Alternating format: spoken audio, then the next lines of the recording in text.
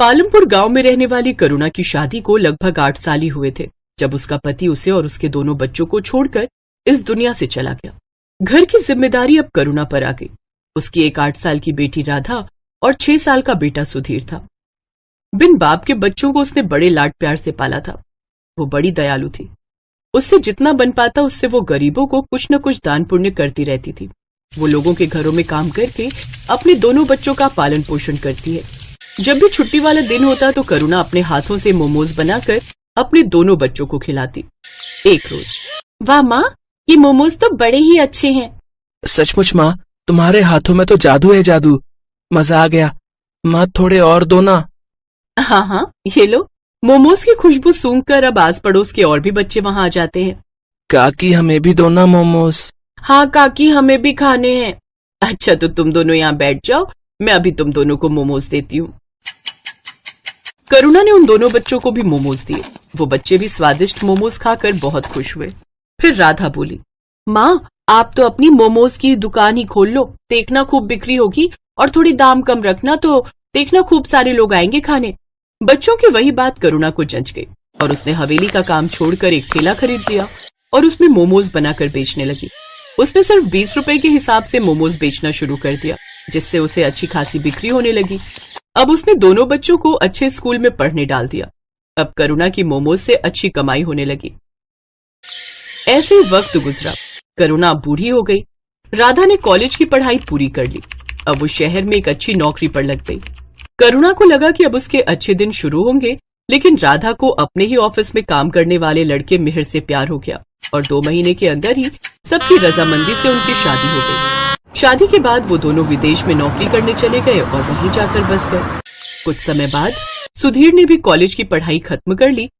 जल्दी लौटना बेटा, ये बूढ़ी अब यहाँ अकेली रह गई। क्या माँ, पहले जाने तो दो, पहले ही टोक दिया। अब सुधीर भी शहर चला गया और करुणा गांव में ही रहकर मोमोज बेचने लगी। लेकिन वक्त के साथ और भी दुकानें खुल गई जिसमें नए नए तरह से मोमोज बनाकर बेचने लगे, जिस कारण अब उसकी दुकान इतनी नहीं चलती। उधर शहर में सुधीर की अच्छी नौकरी लग गई और वो वहीं के ऐशो आराम में खो गया और अपनी माँ को भूल गया। कुछ समय बाद उसने वहीं एक लड़की से शादी भी कर ली और उसके साथ वो वहीं बस गया। करुणा के दोनों बच्चे उससे दूर अपनी अलग दुनिया बसा कर बस गए। बूढ़ी करुणा का काम अब ठीक से नहीं चल रहा था। एक रोज करुणा बहुत धार्मिक स्वभाव की थी।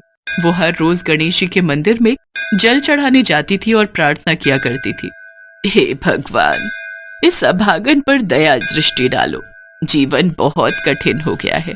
लोगों से उधार लेकर मैंने अपने बेटे को पढ़ाया और अब वो मुझसे मिलने भी नहीं आता। मेरे पति के गुजर जाने के बाद उनकी दुकान चलाना मुश्किल हो गया है।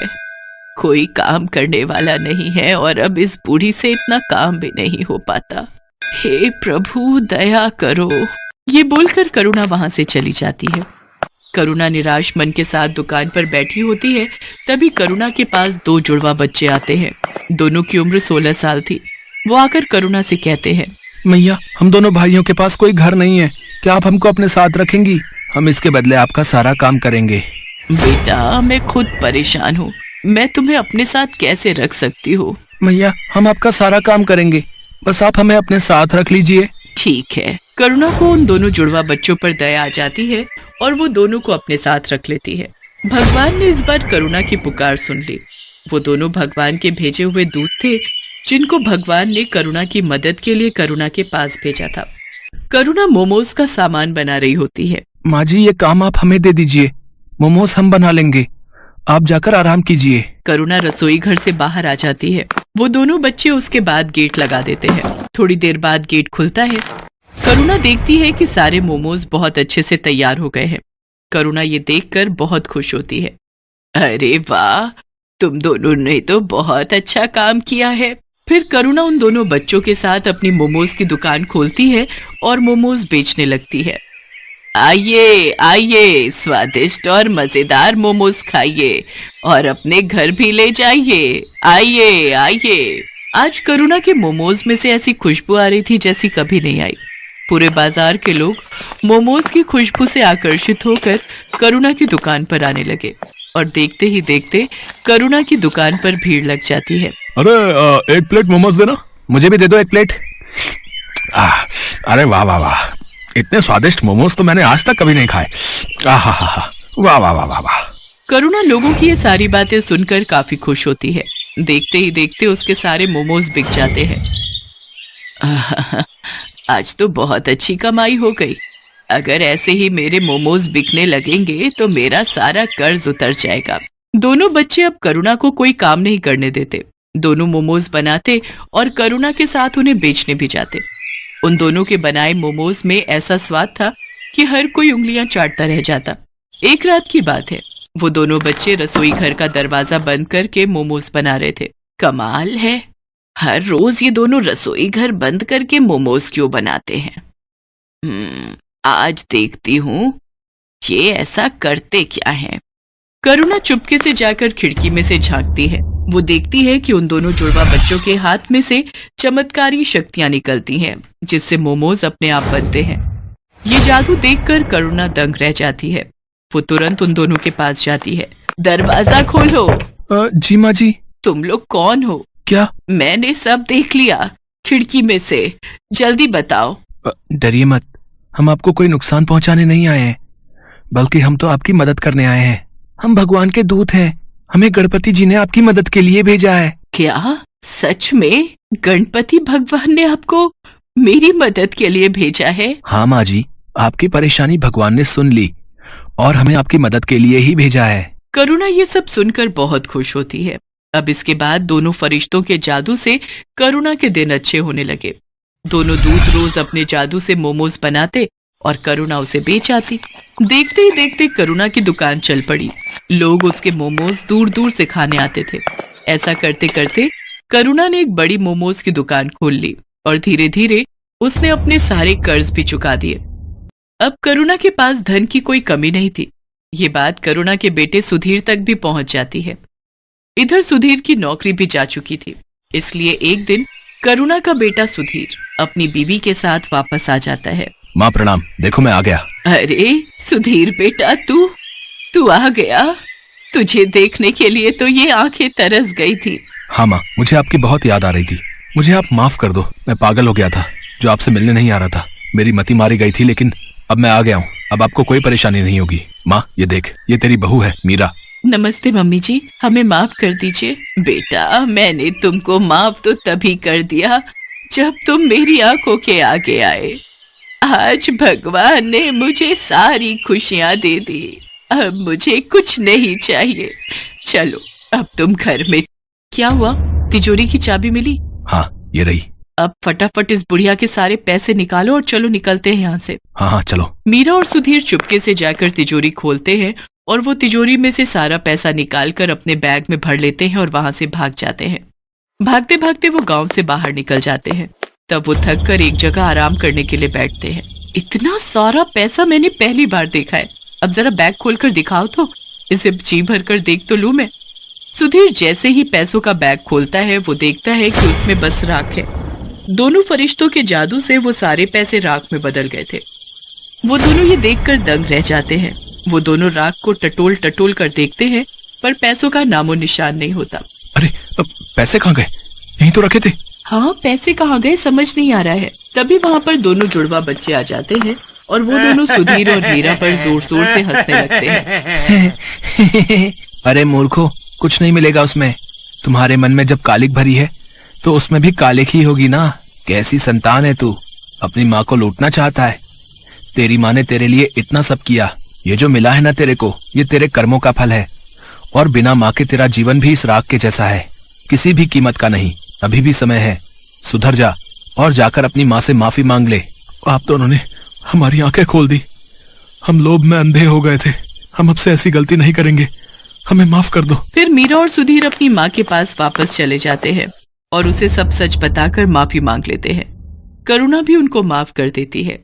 मैं तुम्हारा शुक्रिया कैसे करूं समझ नहीं आ रहा है। तुमने मेरी इतनी मदद की, इसके लिए धन्यवाद। अब मुझे सब कुछ मिल गया है, मेरा बेटा, मेरी बहू, सब। इसकी कोई जरूरत नहीं है माता, हमने कुछ नहीं किया। ये सब कुछ भगवान ने कराया है। अब आपका जीवन अच्छा हो गया है, तो अब हमारा भी यहाँ से जाने का समय आ गया है। अब आप हमें जाने की अनुमति दें। ये बोलकर दोनों वहां से चले जाते हैं। अब करुणा का जीवन बहुत खुशहाल हो गया था। अब उसको किसी चीज की कमी नहीं थी। उसकी मोमोज की दुकान भी अच्छी चल रही थी। अब वो अपने बेटे और बहू के साथ अपना बाकी का जीवन खुशी खुशी बिताने लगती है।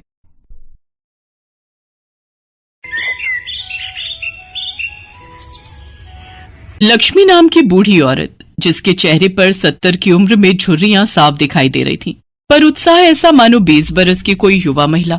लक्ष्मी को पूरा राजपुर गांव लक्ष्मी बुआ के नाम से जानता था। लक्ष्मी ने अपना पूरा जीवन इसी गांव में बिताया और आज भी इस उम्र में वो मेहनत करके अपने अकेले की शरीर रूपी गाड़ी जीवन की पटरी पर चला रही है। लक्ष्मी के पास एक छोटा सा खेत का टुकड़ा है जिस पर वो बढ़िया दानेदार भुट्टे उगाती है और फिर उन भुट्टों को भूनकर गांव में बेचती है। लक्ष्मी के भुट्टे पूरे राजपुर गांव में प्रसिद्ध हैं। जब लक्ष्मी अपने स्वादिष्ट भुट्टे लेकर गांव में निकलती है तो उसके भुने हुए भुट्टों की सुगंध से सभी गांव वाले आकर्षित हो जाते हैं और भुट्टे खाने के लिए लक्ष्मी के पास आ जाते हैं। अरे लक्ष्मी बुआ आ गई। मुझे पता था कि तुम आने वाली हो, इसीलिए मैं पहले ही गांव की सड़क पर खड़ा हो गया। तुम्हारे भुट्टों की खुशबू यहाँ तक आ रही थी ताई। जल्दी से एक गरम गरम भुट्टा सेक दो। हाँ हाँ, अभी देती हूँ। एक साथ 4-5 भून दूंगी और लोगों को भी आने दो। ठंडे भुट्टों में स्वाद नहीं आएगा, गरम गरम खाओगे तो अलग ही आनंद आता है। अरे लगता है मैं नींबू लाना भूल गई। ओहो, अब क्या करूं? तभी एक छोटा सा बच्चा जिसका नाम राजू था वो दौड़ता हुआ आता है। उसके हाथ में एक थैली थी। लक्ष्मी बुआ, ये लो नींबू। मुझे पता था आप घर पर भूल आए होंगे, मैं ले आया। अरे मेरा बच्चा, ओले मेरा लाल, तू मेरा कितना ख्याल रखता है। ये ले, एक बढ़िया गरम गरम भुट्टा तू भी खा ले। ले खा ले। लक्ष्मी इस दुनिया में बिल्कुल अकेली थी। राजू नाम का वो बच्चा लक्ष्मी के पड़ोस में ही रहता था। वो लक्ष्मी से बिल्कुल दादी की तरह प्यार करता था। लक्ष्मी भी राजू को बहुत प्यार करती थी। एक दिन लक्ष्मी को पता चला कि राजू का परिवार शहर में शिफ्ट हो रहा है, तो उसे राजू के बिछड़ने का बहुत दुख हुआ। लक्ष्मी बुआ, तुम भी मेरे साथ शहर चलो ना। मैं चला गया तो तुम्हें नींबू कौन ला कर देगा? तुम तो रोजाना ही घर पे भूल आती हो। राजू मेरे बच्चे, मैं तुझे बहुत याद करूंगी। मैं तेरे साथ नहीं जा सकती बेटा, पर तू मुझे बहुत याद आएगा। तू मुझे मिलने आना, आएगा ना? हाँ लक्ष्मी बुआ, मैं तुम्हें मिलने जरूर आऊंगा। और फिर राजू अपने परिवार के साथ शहर चला गया। राजू के जाने के बाद लक्ष्मी को उसकी बहुत याद आती थी। जब वो भुट्टे का टोकरा लेकर घर से निकलती तो उसकी नजर नींबू की थैली पर जाती तो उसकी आंखों में आंसू आ जाते। वो नींबुओं की थैली अपनी टोकरी में रखती और राजू को खूब याद करती। लक्ष्मी बुआ, 2 भुट्टे दे दो। अरे आज तो तुम नींबू लेकर आई हो। अच्छा, वो राजू जो चला गया, वैसे वो कौन सा सगा पोता था तुम्हारा? एक ना एक दिन तो उसे जाना ही था। भले ही वो मेरा सगा पोता नहीं था, पर मुझे बहुत प्यारा था। उसके होने के एहसास से मुझे पोते की कमी महसूस नहीं होती थी। और एक बात ध्यान रखना, कुछ रिश्ते खून के नहीं होते, कुछ रिश्ते दिल से जुड़े होते हैं। हो सकता है राजू भी मुझे उतना ही याद करता हो जितना मैं उसे याद करती हूँ। लक्ष्मी की आंखों में एक बार फिर आंसू आ गए। ऐसे ही दिन महीने बीते और देखते ही देखते 15 साल बीत गए। लक्ष्मी रोजाना की तरह अपने भुट्टे बेचने गांव में निकली तो आज थोड़ा जल्दी में वो नींबू लाना भूल गई। अरे आज तो मैं नींबू की थैली घर पर ही भूल आई। अरे लक्ष्मी बुआ, नींबू के बिना भुट्टे का मजा नहीं आएगा। वैसे ये देखकर तो मुझे वो याद आ गया, जब तुम नींबू घर पर भूल आती थी तो वो छोटा सा राजू तुम्हारी थैली पकड़ता हुआ आ जाता था। हाँ मोहन, तू ठीक कह रहा है, पर राजू तो शहर में है। अब तो वो बहुत बड़ा हो गया होगा। आज तुम्हारी बातें सुनकर मुझे भी उसकी बहुत याद आ रही है। जैसे ही लक्ष्मी अपनी बूढ़ी आंखों से आंसू पोंछने लगती है, उसके सामने नींबू की थैली लिए एक बहुत ही सुंदर लंबा चौड़ा कद का लड़का खड़ा होता है। लक्ष्मी बुआ, आज तुम फिर अपनी थैली घर पर भूल आई ना? अगर मैं न लाता तो? कौन? राजू? लक्ष्मी बुआ, तुमने मुझे पहचान लिया? हाँ, मैं वही तुम्हारा बचपन का छोटा सा राजू। देखो अब मैं कितना बड़ा हो गया हूँ। राजू, मेरे बच्चे, मेरे लाल, तू कितना बड़ा हो गया। तू कब आया? सुबह ही तो आया और आते ही तुमसे मिलने घर गया, पर पता चला कि तुम तो भुट्टे बेचने निकल गई हो, इसलिए तुम्हारी थैली घर पर देखी तो वो मैं ले आया। लक्ष्मी बुआ, तुम कैसी हो? देख देख कैसी लग रही हूँ। वैसी ही जैसे पहले थी, मेरी प्यारी लक्ष्मी बुआ। और फिर राजू लक्ष्मी के गले से लग जाता है। राजू लक्ष्मी को अपने साथ शहर चलने के लिए मना ही लेता है। लक्ष्मी बुआ, अब मना मत करना, अब तो तुम्हारा राजू अपने पैरों पर खड़ा हो गया है, अच्छी नौकरी करने लगा है, इसलिए वो अपनी लक्ष्मी बुआ को अपने पास रख सकता है। प्लीज मेरे साथ चलो ना। तुमने बहुत गरीबी में दिन काट लिए, बहुत मेहनत कर ली, अकेले जिंदगी को बहुत जी लिया, अब अपने पोते के साथ जिंदगी जीने का वक्त है। लक्ष्मी बुआ, मुझे दादी का प्यार चाहिए, जिसके लिए मैं इतने साल तरसा हूं। तुम तो जानती हो, मेरे अपने दादा दादी तो बचपन में ही गुजर गए, मैंने तुम्हारे रूप में ही दादी को देखा है। लक्ष्मी बुआ, मेरे साथ चलो ना, अपने राजू को अपने लिए कुछ करने का मौका दो।